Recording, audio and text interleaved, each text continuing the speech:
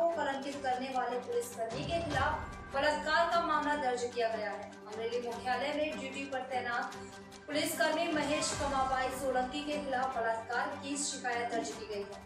Social media के जरिए सिमरन सावरकुंडला की 30 वर्षीय युवती से संपर्क हुआ था। पीड़ित युवती को शादी का प्रलोभन देकर बार बार शारीरिक संबंध बनाने वाले पुलिसकर्मी के खिलाफ मामला दर्ज किया गया है। अमरेली सिटी पुलिस में पुलिसकर्मी के खिलाफ मामला दर्ज किया गया है। इससे पहले बाबरा के एक पुलिसकर्मी के खिलाफ 14 वर्षीय लड़की से बलात्कार करने की शिकायत दर्ज की गई थी। एक ही दिन में 2 पुलिसकर्मियों पर मामला दर्ज होने से हड़कंप। सच छिपाकर बलात्कार करने वाले दोनों पुलिसकर्मी फरार।